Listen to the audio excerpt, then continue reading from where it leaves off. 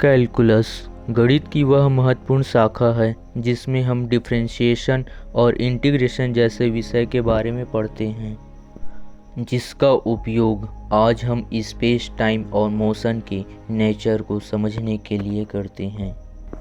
लेकिन जब बात करें कि कैलकुलस को किसने इजाद किया था, तो इसका जवाब कुछ पेचीदा है, क्योंकि 17वीं शताब्दी से ही इस पर मतभेद चलते आ रहे हैं, और वह मतभेद दो महान वैज्ञानिकों के बीच था, जिनके नाम हैं सर आइजैक न्यूटन और गॉटफ्राइड विल्हेम लेबनिज। न्यूटन का जन्म हुआ था सन 1643 में, और इसके 3 वर्ष बाद सन 1646 में लेबनिज का जन्म हुआ था।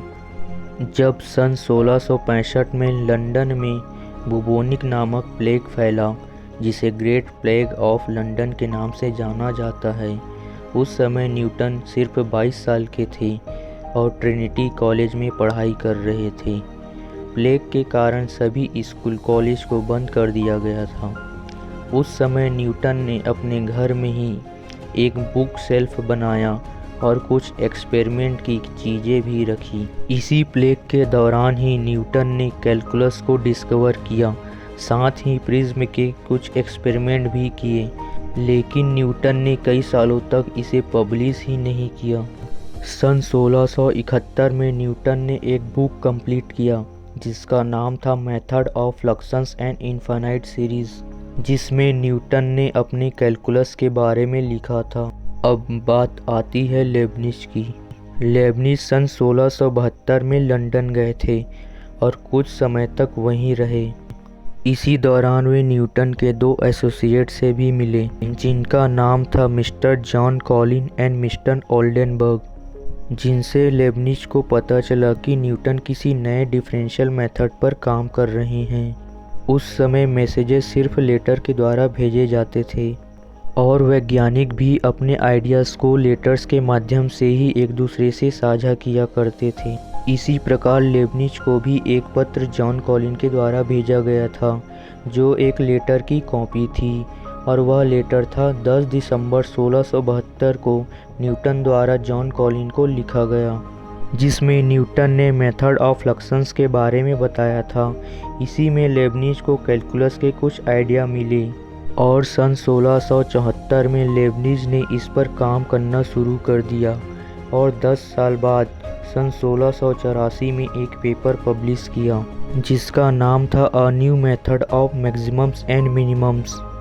इसके 3 साल बाद सन 1687 में सर आइजैक न्यूटन की एक बुक पब्लिश हुई जिसका नाम था फिलोसोफी नेचुरलिस प्रिंसिपिया मैथमेटिका, जिसमें न्यूटन ने जियोमेट्रिकल फॉर्म ऑफ कैलकुलस के बारे में लिखा था।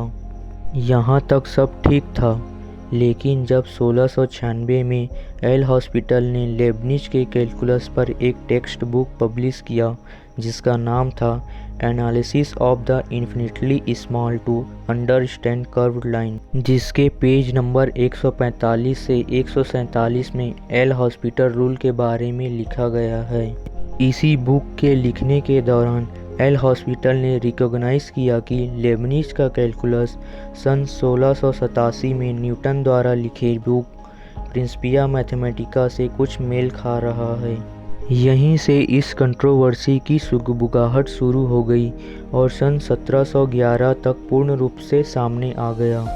उस समय कई वैज्ञानिक न्यूटन का समर्थन कर रहे थे और कई वैज्ञानिक लेबनिज का समर्थन कर रहे थे।